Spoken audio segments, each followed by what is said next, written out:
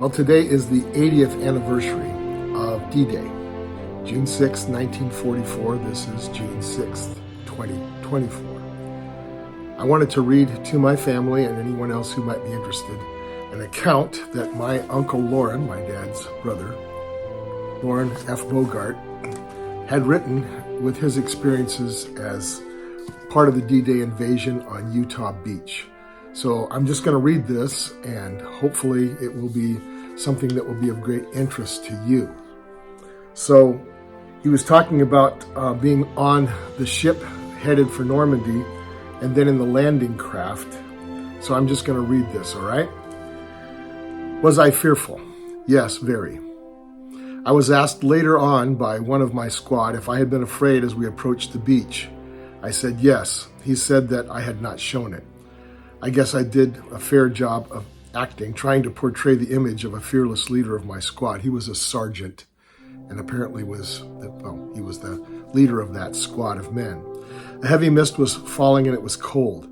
Most of our squad was seasick due to rough seas and the size of our fairly small craft. We waded to shore at Utah Beach, the water that was about waist high at about 7 a.m. Our coxswain is the guy who's driving the landing craft, the Navy, pilot of the landing craft, said that he was told to plan on making about 6 round trips shore to shore on this D-Day. We unloaded our supplies and started to clear the beach of obstacles and mines for troops to follow. Our landing area, designated Uncle, I think that's kind of ironic for us, was about 2,000 yards off the intended point due to navigational problems and rough seas. This was a lucky break for the 4th Division, which is what he was part of, as the original site was better defended with enemy artillery. Our huge destroyers and battleships firing overhead with guns ranging from 5-inch to 14-inch guns was frightening, but I must commend the Navy for fantastic accuracy. They had observers on shore who helped them zero in on specific targets. The closest I came to being hit by enemy fire while on the beach was about 40 feet. That was before a machine gun location was taken out of action by our naval bombardment. As we cleared our sector of the beach, which took about 45 minutes, we saw a member of the 2nd Infantry Regiment wading ashore from the landing craft carrying a large American flag. If that does not put a lump in your throat and make one a lifetime flag waver, nothing will.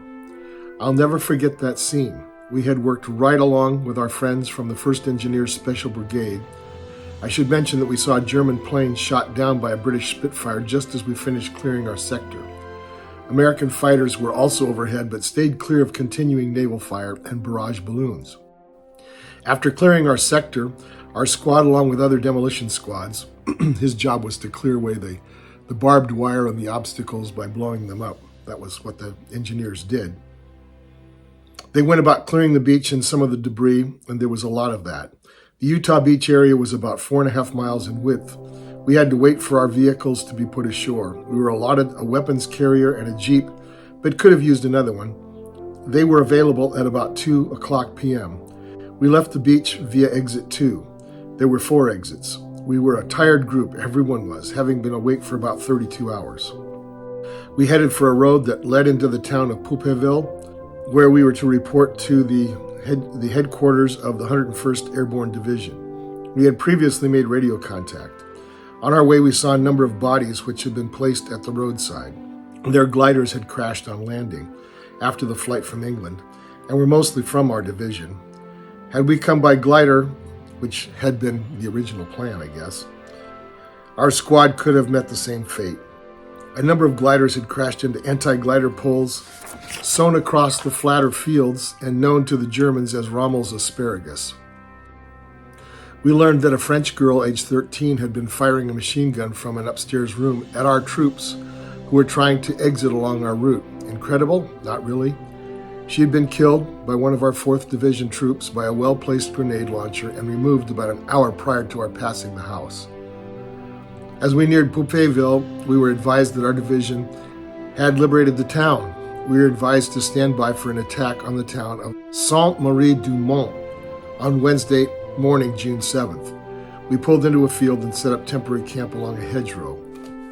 On June 7th, we helped liberate Sainte-Marie-du-Mont. Our 502nd Parachute Infantry Regiment and our 377th Parachute Field Artillery Regiment led the attack, and our 326th Airborne Engineer Battalion followed and had the task of cleaning up any remaining pockets of resistance. There were several.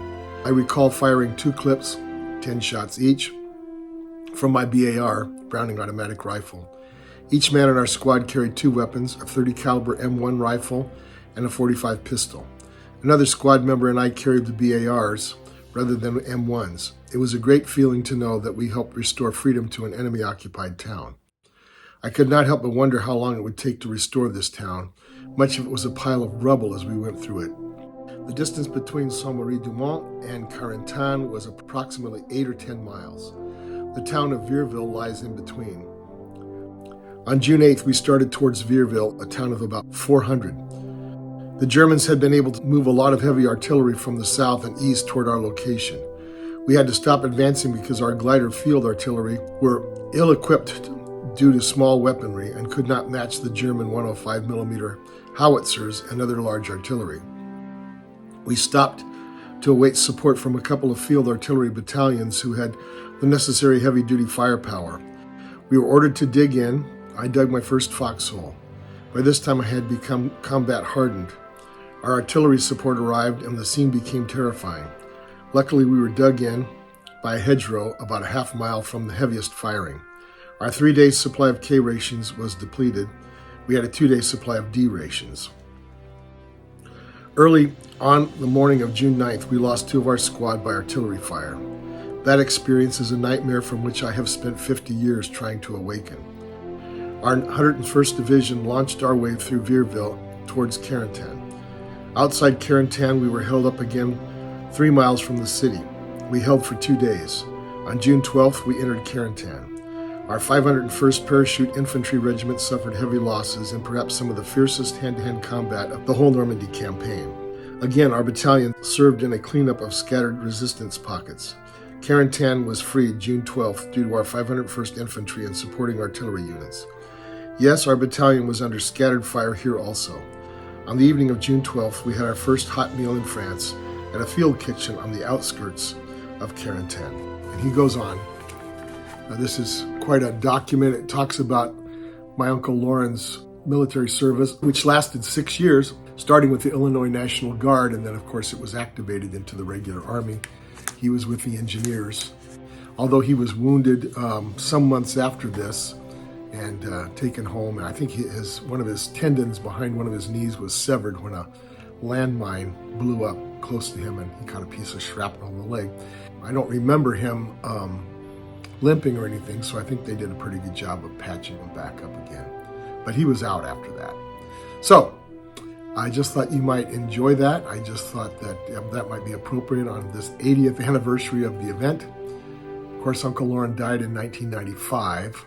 So he's been gone quite a while, but we didn't even know that he had served in D-Day until I think the early 90s. He never mentioned it. He never talked about it. My dad was shocked. Of course, my dad was a teenager during the time and didn't know where his older brother was, just knew he was in the army.